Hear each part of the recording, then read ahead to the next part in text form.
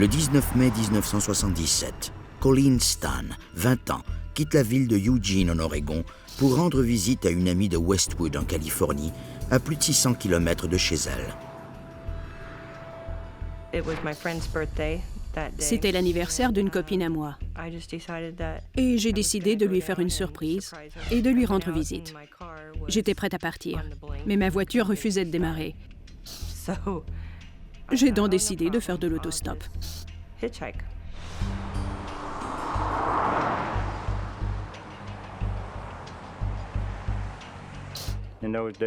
C'était l'époque des hippies. Tous les jeunes faisaient de l'autostop.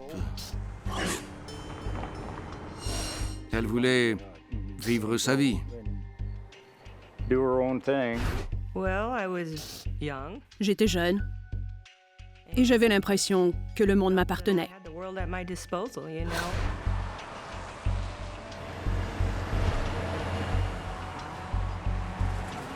Plusieurs camionneurs acceptent de faire monter Colleen. En début d'après-midi, elle arrive à Red Bluff, en Californie, à moins de 160 km à l'ouest de sa destination. À Red Bluff, le camionneur m'a déposé sur l'autoroute 5. J'ai dû marcher sur la bretelle de sortie jusqu'à l'autoroute 36. Puis j'ai continué à faire du stop.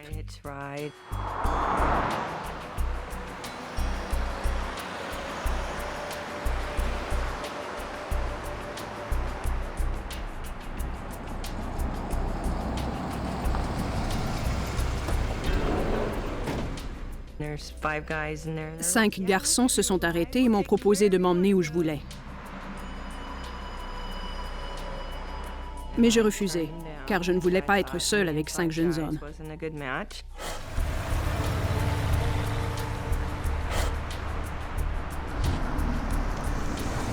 Une autre voiture s'arrête peu après.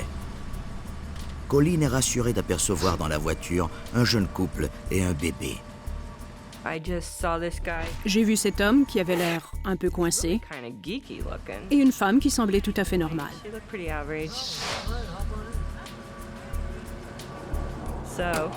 Alors je suis montée à l'arrière de leur voiture.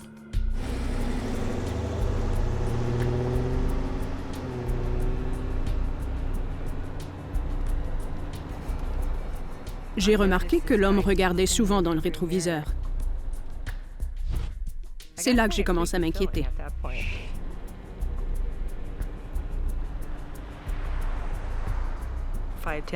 Après 5 ou 10 minutes, ils se sont arrêtés à une station-service et je suis sortie de la voiture pour aller aux toilettes.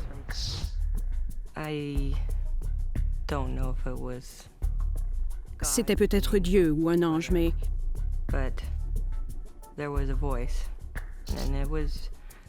une voix me disait de m'échapper par la fenêtre et de m'enfuir à pied. Mais je me suis dit, c'est insensé.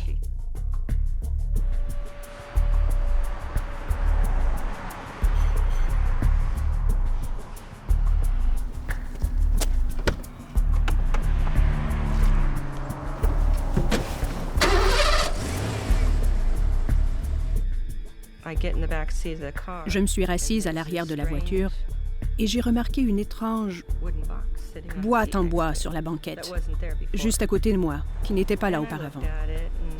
Comme je ne savais pas ce que c'était, je n'y ai pas prêté attention.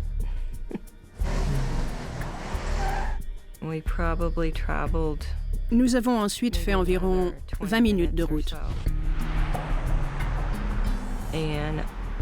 Ils m'ont demandé s'ils pouvaient s'arrêter pour visiter des puits de neige. Je leur étais reconnaissante de s'être arrêtés et de m'avoir fait monter. Alors j'ai dit que si ça ne prenait pas beaucoup de temps, ça m'était égal.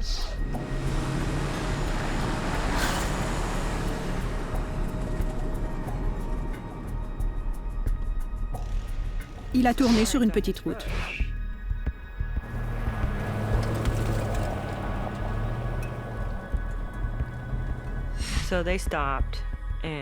Il a arrêté la voiture et la femme a pris son enfant et s'est dirigée vers un petit ruisseau.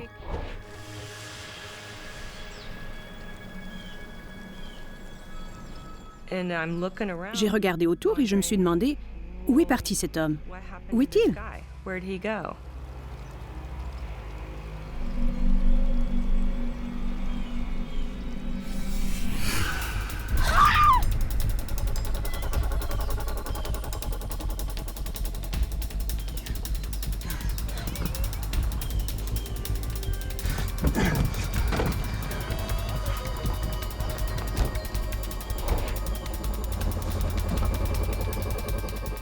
So he puts this. Puis il m'a mis la boîte sur la tête. It had hinges, so it kind of. Elle avait des opened up like charnières a et clam. s'ouvrait un peu comme une huître. Went over your head. Il y avait aussi un Over trou your pour neck, le cou. so that your head is Ma tête était firmly complètement encased enfermée dans inside cette boîte this lorsqu'elle box. était fermée. The box Cette was boîte me rendait very très claustrophobe. very, like, Il avait recouvert l'intérieur de tapis de façon à ce que personne ne m'entende si je If criais. I should yell out, nobody's going to hear me. I was very frightened, and of course, J'avais très peur et je me demandais ce que ces gens feraient de moi. what are these people gonna do Allaient-ils to me me? tuer Are they gonna kill ou me me? violer? Are they gonna rape me? J'ai entendu la femme et l'enfant remonter dans la voiture. Back in the car, Il a ensuite redémarré et fait demi-tour vers l'autoroute. go back to the highway.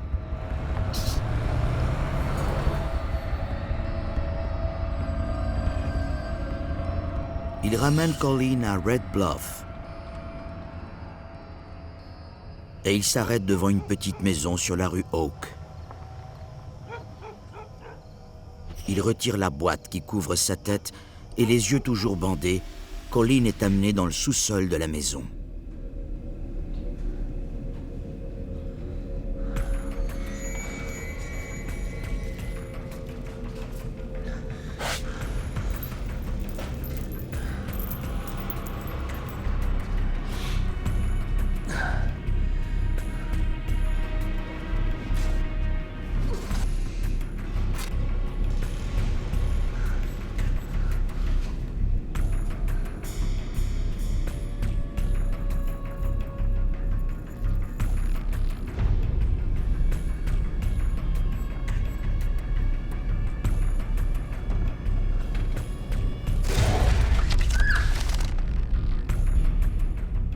So here I am. J'étais suspendue par les poignets. C'était très douloureux. Il s'est mis à me fouetter.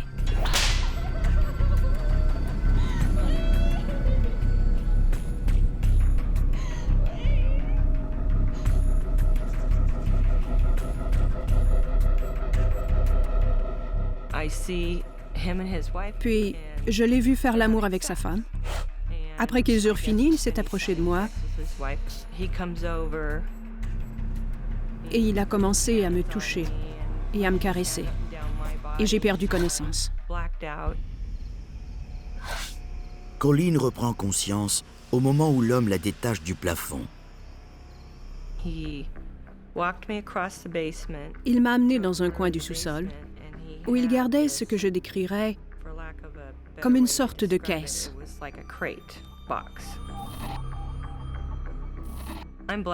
Je n'ai rien vu puisque j'avais les yeux bandés. Mais c'est ce que j'ai cru que c'était quand je me suis assise dedans.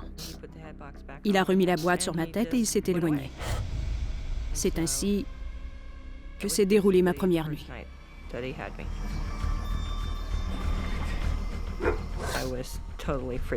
J'étais complètement affolée, prise de panique et terrorisée par tout ce qui m'arrivait. L'homme la torture tous les jours. Lorsqu'il m'adressait la parole, c'était pour me donner un ordre, pour me dire de me relever ou de me taire. Mais il n'y a pas que l'homme qui torture Colleen. Pour une raison que j'ignore, sa femme s'est approchée de moi et m'a mordu le flanc alors que j'étais suspendue. Colleen apprend bientôt le nom de la femme. Alors qu'ils étaient dans le sous-sol en train de me torturer, il a dit « Jan, va chercher quelque chose ». Alors j'ai su que son nom était Jan. Mais Colleen ne sait pas que Jan est en fait Janice Hooker et que celle-ci est soulagée qu'une autre femme ait pris sa place. En 1973, Janice n'est qu'une jeune fille de 15 ans, peu sûre d'elle, qui souffre d'épilepsie et qui manque d'estime de soi lorsqu'elle fait la connaissance de Cameron Hooker qui a 19 ans. Ses parents ne lui avaient jamais permis de fréquenter des garçons, de porter des shorts ou un maillot de bain 2 pièces, par exemple. Ses parents étaient extrêmement sévères. Et lorsque Cameron Hooker est entrée dans la vie de Janice, elle était complètement inexpérimentée. Elle était très naïve et elle se laissait facilement manipuler. En apparence, Cameron Hooker est un homme tout à fait ordinaire. Cameron était une personne très discrète. Lorsqu'il a fait la connaissance de Janice et qu'il l'a invitée à sortir avec lui, elle lui a répondu qu'il devait demander à ses parents, car il ne lui avait jamais permis de sortir avec un garçon. Cameron est allé voir les parents de Janice, qui étaient très sévères, et les a très vite convaincus de la laisser sortir avec lui. Lors de leur premier rendez-vous, Cameron persuade Janice de le laisser la déshabiller et de la suspendre à un arbre par les poignets. Cameron Hooker est un sadique sexuel. Les sadiques sexuels sont excités par la souffrance et la peur qu'ils infligent. Mais ce n'est pas d'infliger de la douleur qui excite les sadiques sexuels, c'est de voir leurs victimes souffrir. Ils ont recours tant à la douleur physique qu'à la douleur émotionnelle pour provoquer cette souffrance. Ces mauvais traitements sont douloureux et humilient Janice, mais elle ne peut se passer de l'affection que Cameron lui témoigne. Janice a accepté ces traitements parce que c'était la première fois de sa vie qu'elle fréquentait un garçon. Elle n'avait aucun point de comparaison. Elle croyait que c'était ça, le sexe. Cameron en vient bientôt à suspendre Janice pour la fouetter et la dominer. Quand Cameron Hooker torturait Janice, il avait en tête un but ultime, modifier sa conception du sexe et son attitude, afin qu'elle accepte ce qu'il lui infligeait. Et puisqu'il était convaincu qu'elle était naïve et qu'elle se laisserait facilement manipuler, il était certain qu'il atteindrait son but. Le 18 janvier 1975, Cameron et Janice se marient à Reno, au Nevada. Les sévices qu'il lui inflige ne font ensuite qu'empirer.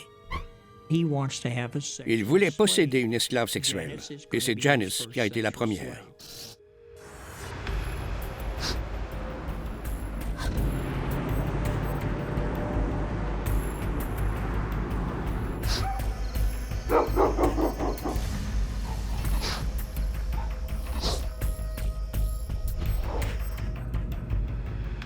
Mais après plusieurs années, la cruauté envers elle est telle que Janice ne peut plus la supporter. Cameron voulait une esclave sexuelle, une femme qu'il pourrait ligoter et qui ne pourrait pas refuser. Janice, elle, voulait un enfant. Ils ont donc conclu un accord. Cameron aurait une esclave et Janice aurait son enfant, et lui pourrait réduire à l'esclavage une femme qu'il séquestrerait. Pour vous et moi, ça semble complètement fou. Elle ne pourrait jamais accepter un tel marché. Mais il faut comprendre qu'elle avait une personnalité extrêmement malléable. Cameron Hooker fait de Janice une victime soumise. Une victime soumise est une femme qui accepte de jouer le rôle de la victime en échange de certaines concessions. Cameron l'avait récompensée en la laissant avoir un enfant. En échange, lui aurait le droit d'avoir une esclave. Elle a accepté ce marché. Mais leur accord prévoyait qu'il pouvait avoir une esclave, mais qu'il n'aurait pas de relation sexuelle avec elle. Le sexe lui était réservé.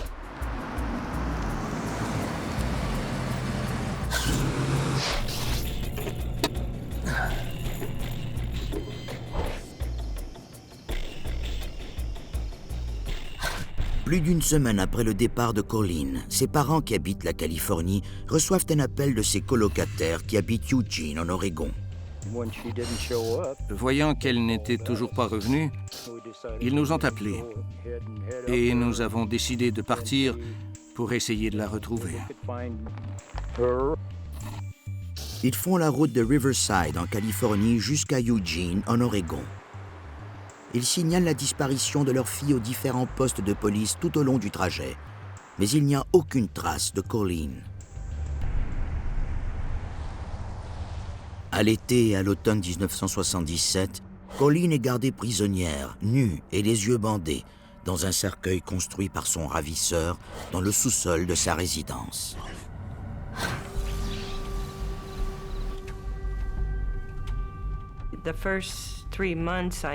Pendant les 3 premiers mois, je ne suis pas sortie du sous-sol. Je n'avais aucune chance, les premiers mois, d'essayer de m'échapper. Une routine s'est installée. Il descendait en soirée, me donnait à manger et à boire, me laissait utiliser un pot de chambre, puis il me suspendait et me fouettait.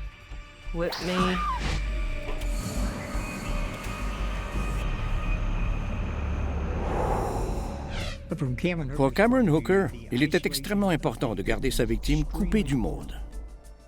Il tenait à ce qu'elle ne soit en contact avec personne d'autre que lui. Il voulait garder un contrôle absolu sur toutes les facettes de sa vie.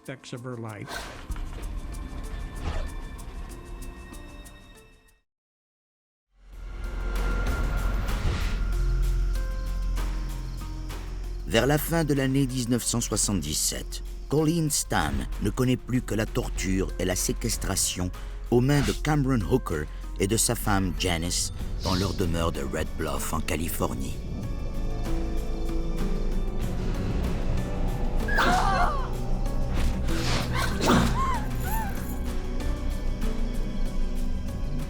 En janvier 1978, 9 mois après l'enlèvement de Colleen, un magazine de sadomasochisme donne une idée à Cameron Hooker.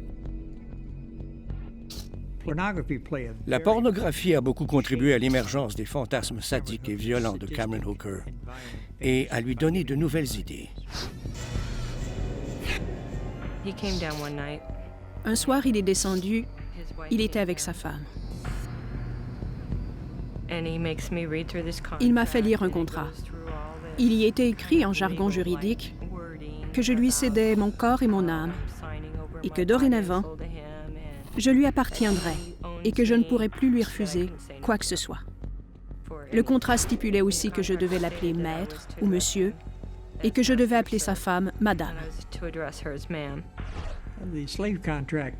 Le contrat d'esclavage a joué un rôle très important pour Cameron Hooker. D'abord, ce contrat justifiait ses actions. Ensuite, c'était un accessoire additionnel dans ses fantasmes sadiques d'esclavage. Enfin, il justifiait le pouvoir qu'il avait sur une autre personne, c'est-à-dire sur Colleen Stan.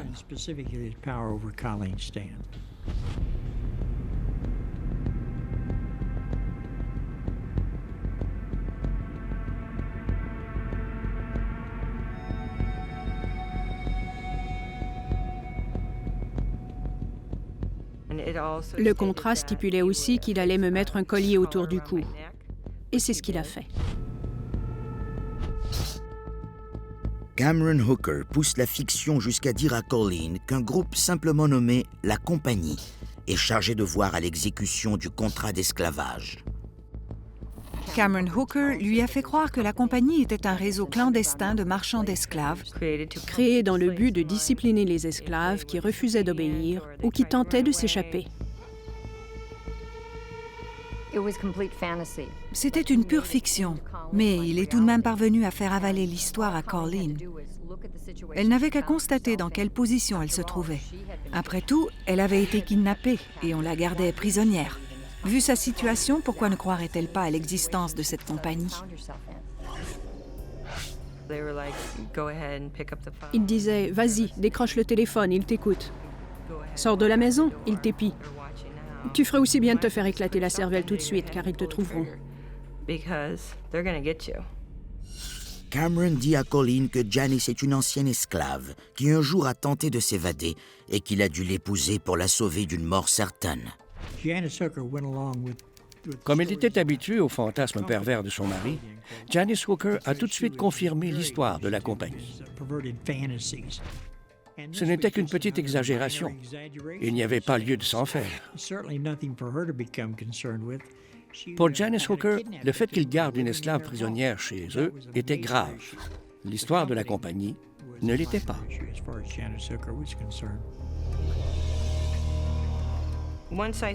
Dès que j'ai eu signé le contrat, Il a commencé à me faire monter au rez-de-chaussée pour que je nettoie la cuisine, que je fasse la vaisselle, que je lave le plancher et d'autres tâches ménagères du genre.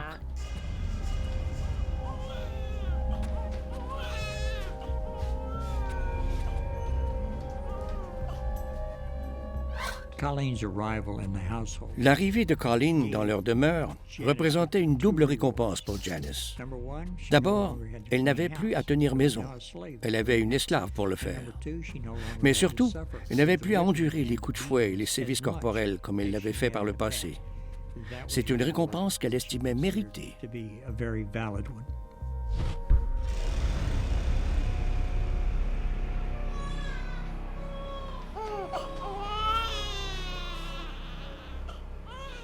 Mais pour Colleen, l'humiliation et la torture physique et psychologique reprennent de plus belle.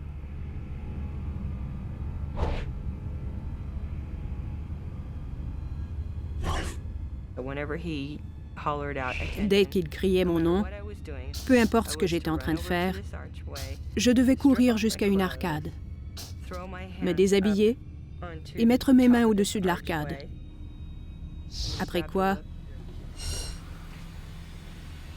il me fouettait.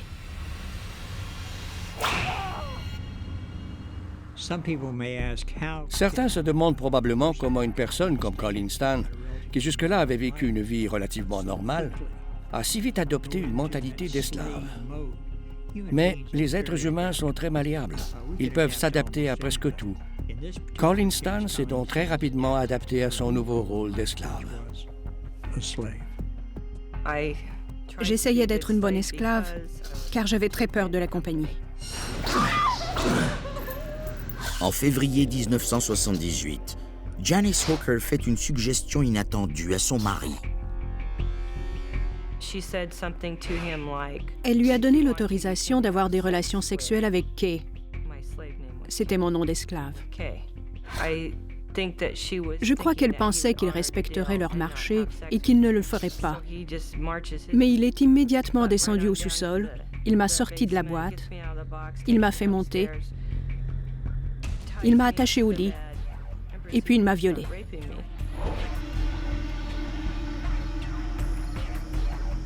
J'ai entendu Janice courir à la salle de bain et vomir. Lorsque Cameron Hooker a commencé à avoir des relations sexuelles avec Colleen, il a violé le pacte qu'il avait conclu avec sa femme, ce qui a changé la dynamique entre les deux. Une fois engagé dans cette voie, il ne reviendrait pas en arrière. Je dirais qu'à partir de ce moment, il me violait au moins une fois par mois.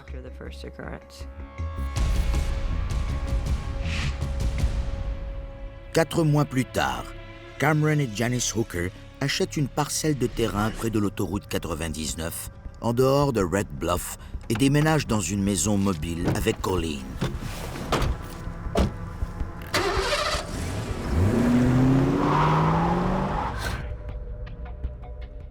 Comme il n'y a pas de sous-sol dans leur nouvelle maison, Cameron Hooker doit trouver une autre façon d'enfermer Colleen.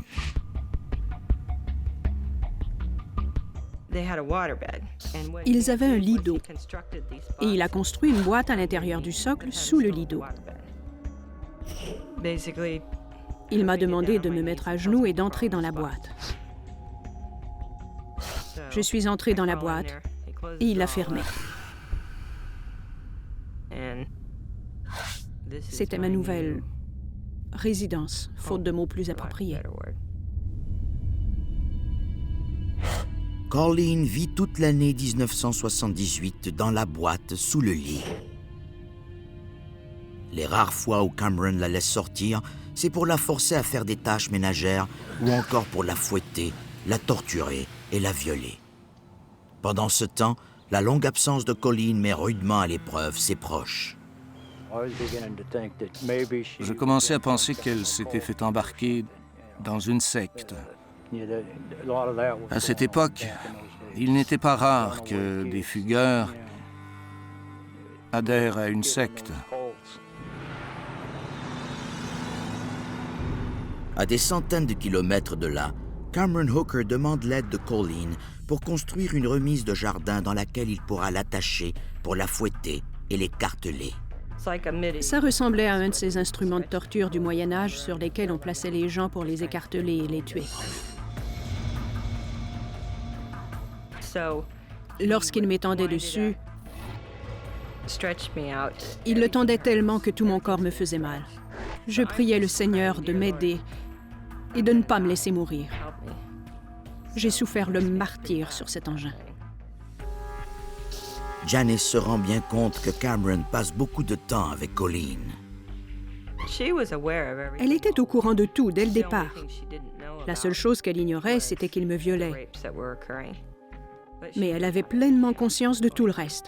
Elle savait.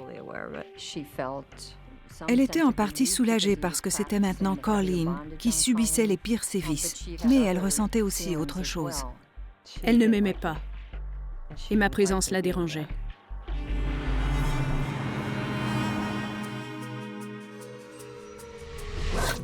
Après 2 ans de captivité, Cameron Hooker retire à Colleen son collier et lui permet de travailler dans le jardin.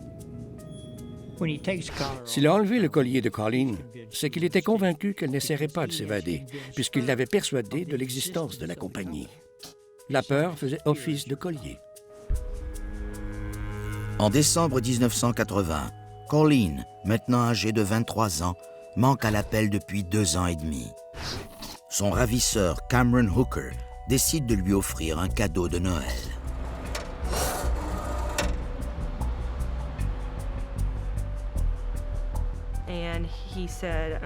Pour une raison que je ne comprends pas, il m'a permis d'appeler à la maison. Il m'a dit qu'il resterait à côté de moi et que si je disais quelque chose que je ne devais pas dire ou si je me mettais les pieds dans les plats, il raccrocherait et il me ferait passer un mauvais quart d'heure. C'était génial d'avoir de ces nouvelles. Il m'a demandé pourquoi je ne l'avais pas appelé avant, mais je devais répondre de façon évasive à toutes ces questions.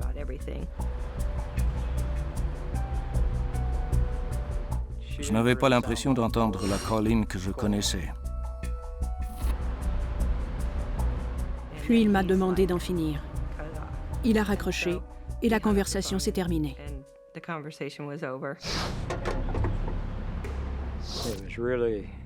C'était un moment très émouvant pour nous.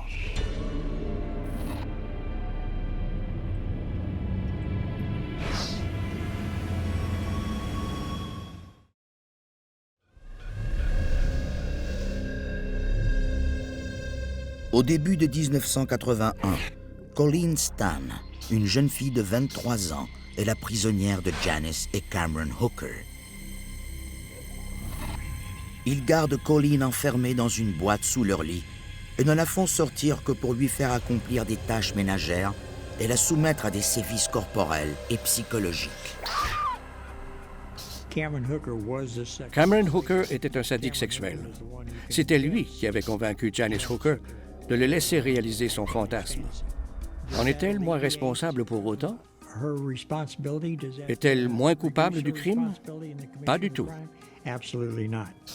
Dès que sa femme Janice sort de la maison, Cameron viole Colleen. Colleen jouit tout de même de certaines libertés que les Hooker lui ont accordées, sachant qu'elle craint trop la compagnie pour leur désobéir. Je pouvais jardiner et faire du jogging.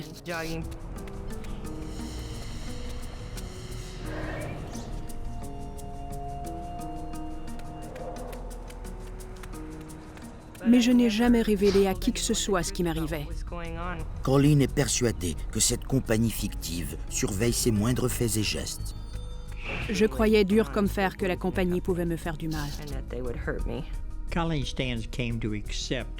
Colleen Stan en est venu à croire tout ce que Cameron lui avait dit sur sa situation et sur la compagnie, puisque son monde se limitait à lui. La seule perception qu'elle avait de sa vie provenait de cet environnement malsain où elle était gardée prisonnière. Colleen est bientôt récompensée pour ses années de bonne conduite. En mars 1981, il a dit que la compagnie avait accepté de me laisser rendre visite à ma famille. Mais avant de revoir sa famille, Colleen doit démontrer sa loyauté. Il m'a demandé de me mettre à genoux devant lui et il m'a tendu un fusil. Il m'a ensuite ordonné de me le mettre dans la bouche et de tirer sur la détente et je l'ai fait. Je devais faire tout ce qu'il me disait, sinon je ne pourrais pas revoir ma famille. Le 20 mars, Cameron amène Colleen rendre visite à sa famille à Riverside, en Californie. Dans la voiture, il a monté toute une histoire. Je devais leur dire que nous étions fiancés, qu'il se rendait à San Diego pour assister à un séminaire et qu'il avait jugé bon que je puisse passer un peu de temps avec les membres de ma famille, puisqu'il y avait longtemps que je ne les avais pas vus. Cameron fait aussi croire à Colleen que la résidence de son père est surveillée par la compagnie et que tous les occupants de la maison seront tués si elle révèle la vérité sur sa situation. Je ne craignais pas seulement pour ma vie, mais j'avais peur que la compagnie ne fasse du mal à ma famille ou à quiconque essaierait de me venir en aide. Elle avait perdu beaucoup de poids, mais elle avait l'air bien. Il était venu avec elle. Elle l'a présenté comme étant son copain, et je ne crois pas l'avoir revu jusqu'à ce qu'il revienne. Colleen ne parle pas beaucoup de sa vie, et ses proches n'osent pas lui poser trop de questions. Je ne voulais pas trop la brusquer, de peur qu'elle ne nous donne plus jamais de nouvelles. J'avais l'impression que la compagnie m'épiait et m'écoutait, que des espions rôdaient dans le voisinage. Et je voulais éviter qu'ils ne s'en prennent à ma famille, alors je n'ai rien dit qui aurait pu les mettre en péril. Le séjour de Colleen prend fin moins de 24 heures plus tard. Le téléphone a sonné. J'ai répondu et c'était lui. Il m'a dit qu'il serait là dans 10 minutes. Mon cœur s'est effondré. Lorsqu'il est arrivé, la femme de mon père a insisté pour prendre une photo de nous.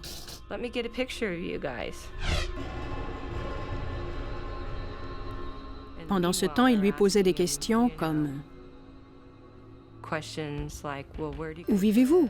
Quelle est votre adresse et votre numéro de téléphone? » Il inventait des excuses en prétextant que nous allions bientôt déménager et qu'il leur enverrait nos coordonnées. C'était faux, bien sûr, que des mensonges. Cameron ramène Colleen à Red Bluff, où celle-ci voit sa liberté réduite à néant.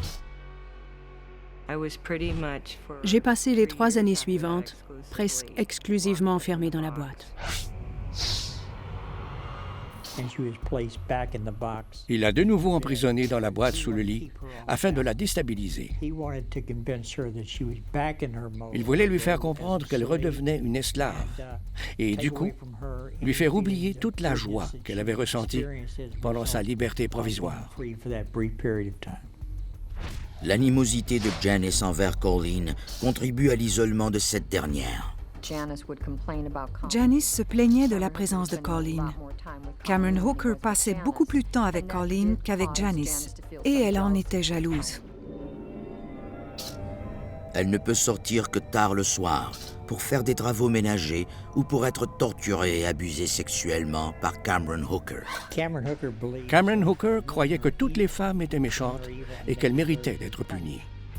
Il considérait aussi que les femmes n'existaient que pour son plaisir et que si elles ne satisfaisaient pas ses désirs, il avait le droit de les punir. Les 3 années que j'ai passées là-dedans ont été très dures. En 1984, 7 ans après son enlèvement, Colleen parvient à convaincre Cameron de la laisser occuper un emploi afin de l'aider à subvenir aux besoins de la famille. Elle est engagée comme préposée aux chambres dans un motel de la région. J'étais folle de joie de pouvoir sortir de la boîte et très heureuse d'aller travailler. N'importe où plutôt qu'être enfermée dans cette boîte. Mais il fait savoir à Colleen que bien qu'elle soit sortie de la boîte, elle n'est pas libre pour autant. Il me faisait dormir dans la salle de bain. Il m'attachait une chaîne autour du cou et il la fixait à la cuvette. Enhardi par ces nouvelles dispositions, Cameron Hooker commence à avoir des rapports sexuels tour à tour avec sa femme et avec Colleen. La relation de Cameron et de Janice n'était pas le moins du monde égalitaire. Cameron avait toujours été le chef dans la relation. Fort de son emprise sur les deux femmes, il leur fait part de son intention de construire un donjon et de se procurer d'autres esclaves sexuels. Une des caractéristiques communes à tous les sadiques sexuels est leur soif de pouvoir. Ils exercent un pouvoir absolu sur une personne, puis deux. Bientôt, deux personnes ne s'avèrent pas suffisant. Ils cherchent à se prouver encore et encore qu'ils sont capables de capturer et d'exercer un contrôle sur plusieurs êtres humains. Mais l'idée de devoir partager son mari avec une nouvelle femme pousse Janice à bout. Quelque chose en elle change. Janice a commencé à voir Colleen comme un être humain, comme une femme qui avait subi de graves sévices. Elles ont commencé à discuter, un lien s'est tissé entre elles et elles se sont liguées contre Cameron Hooker. C'est à ce moment que leur relation a pris une nouvelle dimension. Ce n'était plus une esclave face à une épouse, mais bien deux femmes qui se partageaient Cameron Hooker. Rongée de remords et affolée par les projets de son mari, Janice Hooker rend visite au pasteur de son église le 9 août 1984. Elle craque et lui raconte toute l'histoire de Colleen. Bien sûr, il lui a dit que c'était contre nature, que c'était très mal. Il lui a dit de quitter Cameron.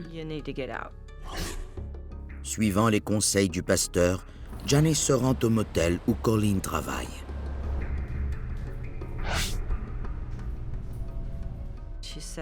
Elle m'a avoué que c'était un tissu de mensonges. J'étais consternée. Comment avais-je pu croire tout ça? Et pourquoi avait-elle attendu tout ce temps avant de me dire la vérité? Ça faisait 7 ans.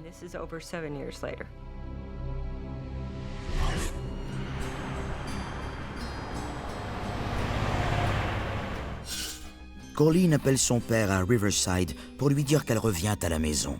Mais avant de partir, Colleen s'entretient avec Cameron Hooker une dernière fois. Mais cette fois, c'est elle qui tient les rênes. Je me suis rendue à la gare d'autobus et j'ai pris le téléphone public pour l'appeler.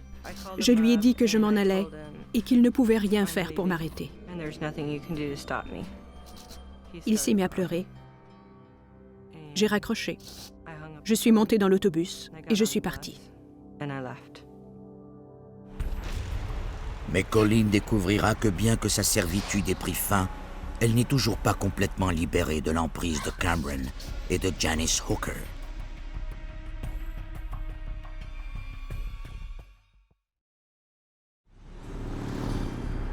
À l'été 1984, après 7 ans de torture, de sévices et d'esclavage, Colleen Stan, alors âgée de 27 ans, parvient à échapper à ses tortionnaires Cameron et Janice Hooker.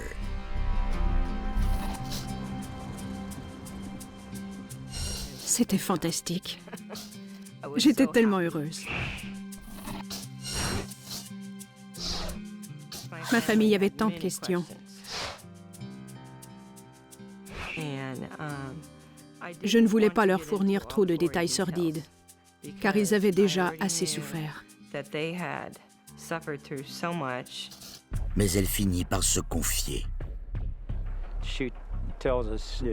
Elle nous a dit qu'elle avait été torturée, suspendue et enfermée dans une boîte.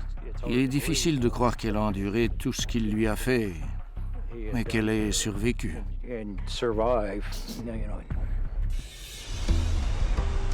À Red Bluff, Janice Hooker quitte son mari et se rend au poste de police.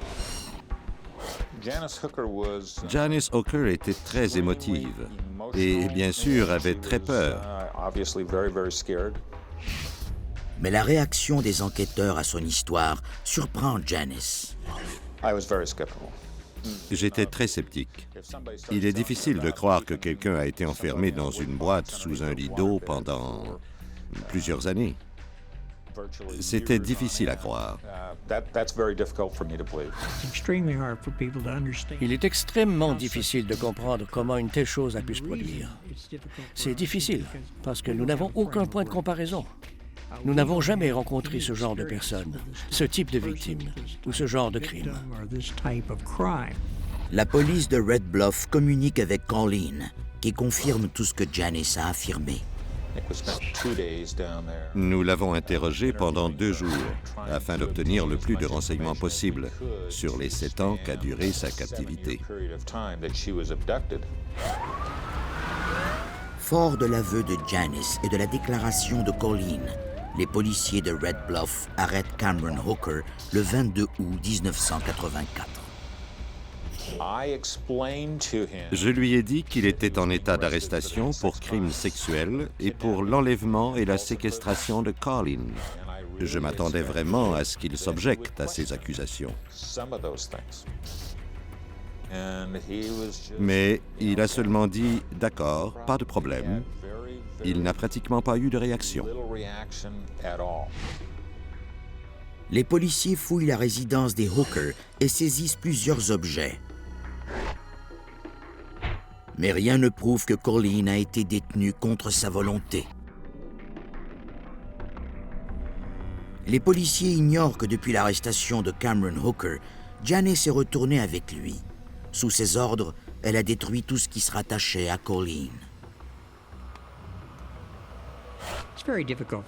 Il est difficile de voir Janice comme une victime, car le terme victime implique généralement une absence de responsabilité pour les crimes commis. Elle a commis des crimes. C'était une criminelle, mais elle était aussi une victime aux mains de Cameron Hooker. Mais elle est tout de même responsable des crimes qu'elle a commis. Mais Janice ne réussit pas à détruire toutes les preuves. Christine McGuire et moi regardions dans mon bureau les magazines que nous avions trouvés. Tout à coup, un négatif est tombé. Lorsque nous l'avons regardé à la lumière, nous avons découvert que c'était une photo que Cameron avait prise du contrat qu'il avait fait signer à Colleen.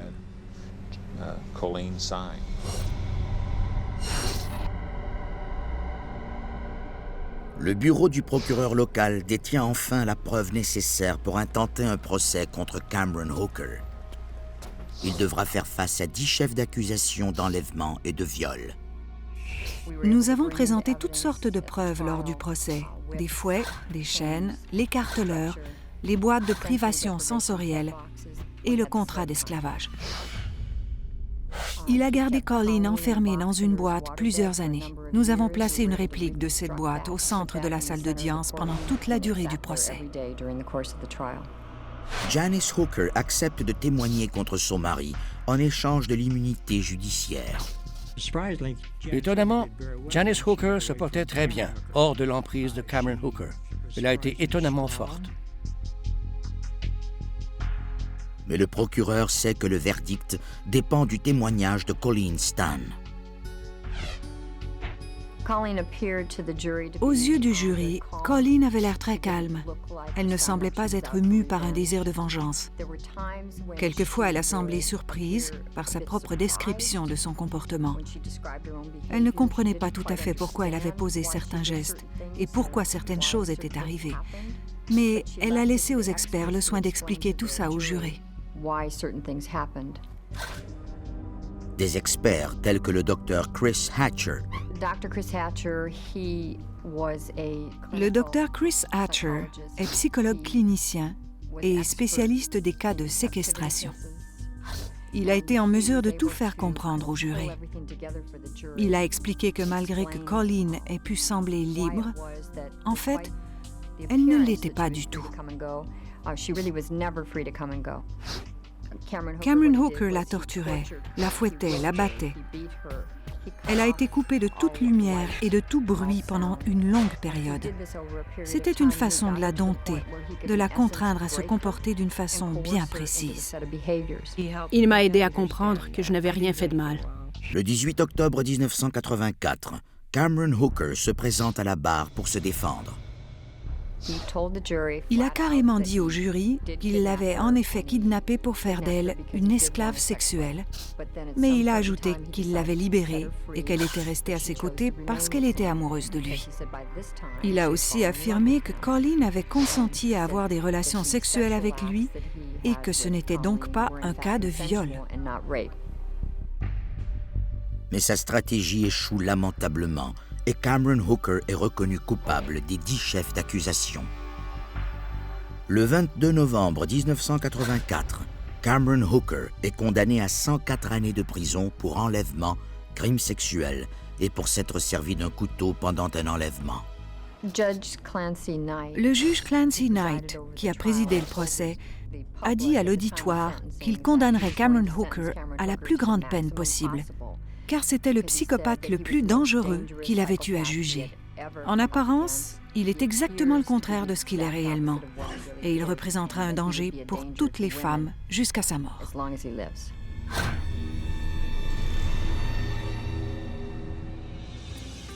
Après le procès, Janice recommence sa vie à zéro sous le couvert de l'anonymat. Elle refuse de parler de sa vie avec Cameron ou des crimes commis contre Colleen. Je n'ai pas beaucoup de sympathie pour Janice. Bien que je sache qu'elle aussi était victime, je crois qu'elle était en mesure de faire un choix. Je crois qu'elle aurait pu choisir de mettre fin à tout ça beaucoup plus tôt qu'elle ne l'a fait. Elle aurait pu nous sauver toutes les deux.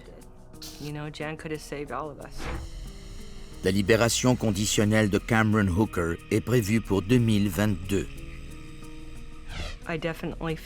Je crois fermement qu'il représente un danger pour la société. Je ne crois pas qu'il devrait être libéré. Il n'a pas changé.